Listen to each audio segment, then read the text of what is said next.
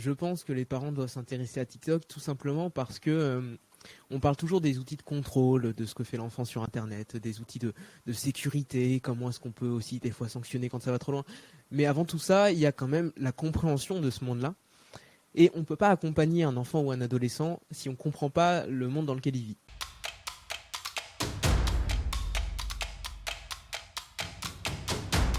Pourquoi est-ce que les parents doivent s'intéresser à TikTok? Et là, je pense que la personne dans notre audience aujourd'hui qui est la plus à même de répondre à cette question, ben, c'est Justine. Pourquoi, Justine, les parents doivent s'intéresser à TikTok?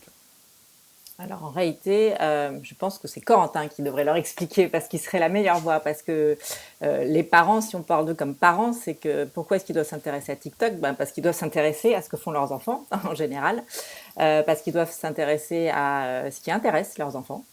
En général. Et effectivement, encore plus sur Internet, qui est un monde obscur pour les parents aujourd'hui, parce qu'évidemment, ils n'avaient pas Internet au même âge que leurs enfants, mais ça crée beaucoup d'absence de communication entre ces deux générations, le fait que les parents ont tendance un peu à regarder de façon caricaturale les usages numériques de leurs enfants, voire à mépriser un peu ce temps, soi-disant, qui serait consacré à quelque chose de négatif, de bête, d'ennuyeux, enfin bref, et qui s'opposerait à tout le reste, qui serait formidable et beaucoup mieux.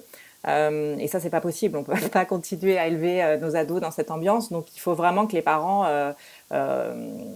voilà, respectent les goûts de leurs enfants, s'intéressent, se rendent compte qu'en fait, ils apprennent énormément de choses sur ces applications comme TikTok, qui regardent pas que des imbécilités, comme le dit Corentin, voilà, qui regardent de l'info, qui regardent des documentaires, qu'ils apprennent énormément de choses. Parfois, ils en savent plus que leurs parents, y compris sur le monde actuel, l'actualité, etc. Et que ça contribue à les rendre voilà, plus cultivés, plus intelligents, à avoir un esprit critique qui peut se développer aussi comme ça.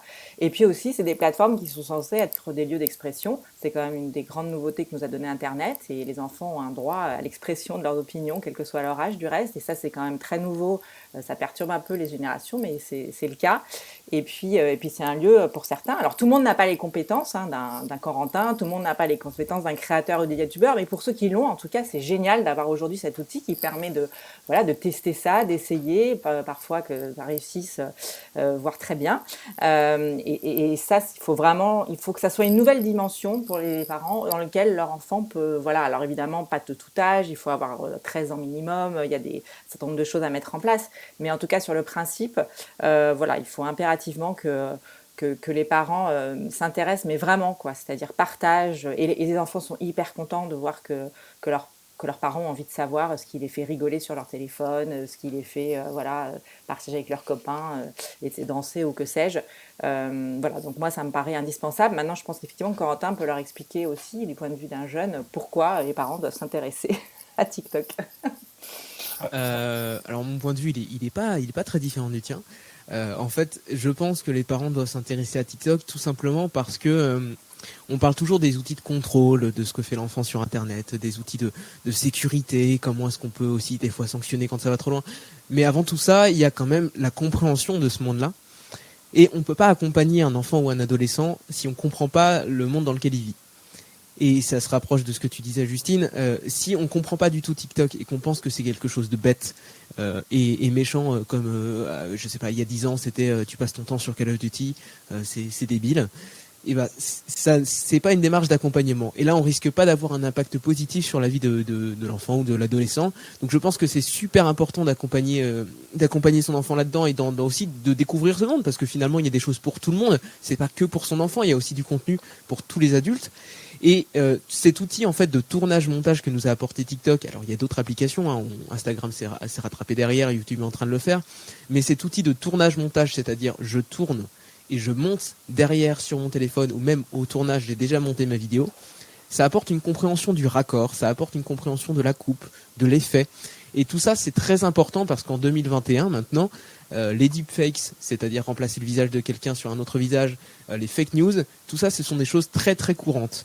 Et ça le sera de plus en plus, on va pas les arrêter, ça c'est clair et net. Donc il va être très important de pouvoir différencier les vidéos montées, ou du mieux qu'on peut en tout cas, les vidéos montées des vraies vidéos, et ce genre de choses-là, comprendre comment une vidéo est construite, comment une œuvre audiovisuelle est construite, et c'est ce que font les applications comme TikTok ou Instagram Reels pour les enfants et les adolescents aujourd'hui. Ça les équipe pour le monde d'aujourd'hui et de demain, et ça les équipe pour comprendre tout simplement le monde numérique, et aussi le monde des news et du journalisme qui est de plus en plus basé sur Internet, quoi.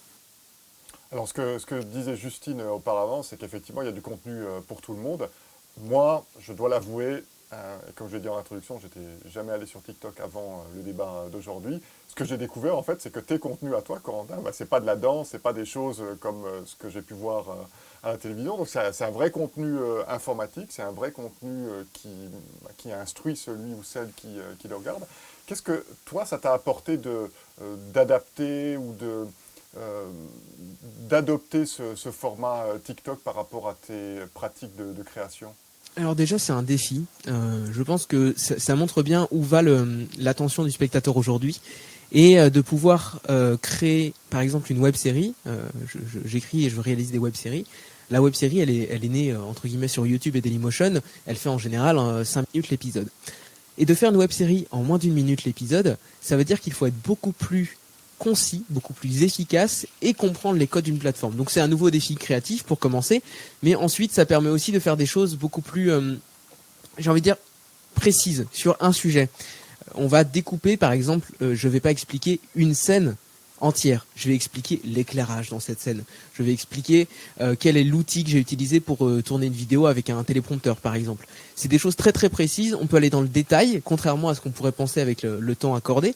En fait, on répond à une question dans le détail, et la personne qui voit ce contenu-là peut se dire « Ok, j'aime beaucoup ce thème, je m'abonne, ou je vais aller voir plus de contenu du genre ». Et surtout, ce qui est important, c'est que l'algorithme TikTok, alors c'est un bien ou un mal selon où on se place, mais comprend tout ce que vous faites. Donc, si vous regardez des vidéos que vous trouvez intéressantes et intelligentes, vous allez avoir de plus en plus de vidéos que vous trouvez intelligentes et intéressantes. Et si vous regardez que des vidéos que vous estimez être bêtes parce que c'est votre point de vue sur TikTok et vous n'allez pas chercher plus loin, vous aurez que ça aussi. Et c'est quelque chose de très important à comprendre quand on commence TikTok, c'est qu'il faut aller chercher ses points d'intérêt, c'est son point commun avec l'enfant ou l'adolescent aussi, et chercher ce qui pourrait nous intéresser, chercher vraiment les choses qu'on a envie de voir, et c'est ce qu'on verra derrière. Et c'est ce que les créateurs font en fait. Chacun a sa niche, chacun a son univers, a sa personnalité. Sa niche, ça peut être soi-même aussi, et on partage du contenu qui nous est, en tout cas j'essaye, authentique, et qui nous est d'un grand intérêt, en espérant que on se connecte, c'est le principe des réseaux sociaux, avec d'autres qui ont les mêmes points d'intérêt. Alors tes vidéos, ben, comme je disais, je les ai regardées, c'est vraiment pro, c'est très très bien fait. Est-ce que c'est important en 2021 et après pour un ado, pour même un adulte, d'acquérir ces notions de montage vidéo, de fabrication de vidéos? Moi, je pense que oui. Alors, ça sera pas utile au même degré dans la vie de tout le monde, bien entendu, mais ça sera utile, comme on le disait tout à l'heure, à la compréhension du monde qui nous entoure. Après, je pense que ça a aussi permis à beaucoup de personnes et de jeunes de découvrir qu'ils aimaient en fait filmer, qu'ils aimaient créer des petites histoires, créer des petits films, comme Internet l'a fait pour moi notamment. Et ça leur donne vraiment des outils dans leur téléphone pour démarrer. Et ce genre de choses-là, c'est pas quelque chose que personnellement j'avais il y a 10 ans. Il fallait quand même prendre un caméscope, il fallait quand même trouver un petit logiciel gratuit sur Windows pour le monter. Et là, on a tout dans son téléphone, et c'est des outils formidables pour juste essayer des choses, expérimenter. Mais pour pouvoir expérimenter, on pourrait peut-être en parler justement avec Justine, il faut avoir la confiance en soi d'essayer, et il faut avoir un espace de sécurité pour essayer aussi. Et je pense que TikTok aujourd'hui, en tout cas avec la nouvelle mesure des comptes privés entre 13 et 15 ans, fait un effort dans ce sens-là de pouvoir donner un espace un peu plus sécuritaire aux jeunes et aux ados pour s'exprimer, quoi. Alors on va y revenir juste après dans la troisième partie, mais avant j'aimerais donner la parole à notre ami Christophe qui suit aussi l'actualité des réseaux sociaux et tout ce qu'ils peuvent apprendre aux jeunes. Toi, Christophe, comment est-ce que tu vois l'apprentissage de TikTok et les bienfaits éventuels sur l'acquisition de nouvelles compétences pour les jeunes? Voilà. Pour moi, ce qui m'a frappé avant tout quand on regarde des vidéos sur TikTok, c'est que c'est un formidable outil pour développer la créativité. Et pour des ados, c'est formidable. Moi, j'aurais rêvé à leur âge d'avoir un outil de ce type-là. Et on va avoir une génération d'adolescents qui vont être beaucoup plus à l'aise face caméra, qui vont être beaucoup plus à l'aise pour s'exprimer, qui vont être beaucoup plus à l'aise pour savoir gérer du contenu, que ce soit audiovisuel, que ce soit même avec du texte, parce qu'ils vont savoir, là ce sont des contenus qui sont courts, donc il faut savoir résumer, il faut savoir être concis, il faut savoir être créatif aussi. Et avec TikTok, c'est un formidable entraînement pour les ados, pour être plus créatif, pour être plus à l'aise aussi, pour parler en public, pour faire des performances en public, c'est beaucoup mieux. Et donc on aura peut-être, on verra ce que ça va donner, mais on aura peut-être une génération qui va être beaucoup plus à l'aise avec ça. Alors effectivement, comme le dit Corentin, avec l'algorithme de TikTok, hein, on peut vite tomber dans ce qu'on pourrait appeler des bulles de filtre, où on va être avec des contenus qui nous intéressent. Faut aussi quand même penser que pour les adolescents, c'est un outil de détente. TikTok, c'est un outil qui est extrêmement consommé, une application qui est très consommée quand ils sortent de cours, quand ils arrivent chez eux, ou après plusieurs heures de cours avec un masque en plus en ce moment, ils n'ont qu'une envie, c'est de se poser sur le lit et se détendre pendant une demi-heure, trois quarts d'heure. Et TikTok est un réseau qui est très performant là-dessus, parce que avec leurs vidéos qui sont très courtes, comme le dit Corentin, c'est un peu du snacking vidéo. Et ça permet sans se prendre la tête de se détendre.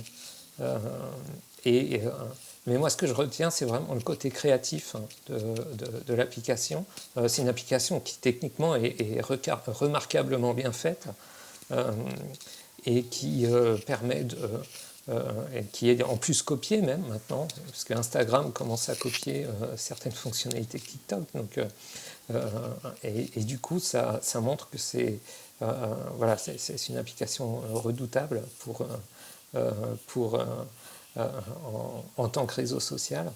Mais c'est surtout pour moi une application d'expression pour les ados, qu'ils n'avaient peut-être pas, parce que finalement Instagram, même avec les stories ou Snapchat, c'était plus pour proposer du contenu à leurs amis, alors que là, ils peuvent proposer du contenu à leurs amis, mais aussi faire des performances et montrer d'une certaine manière, leur esprit créatif à l'ensemble du monde, à partir de 15 ans.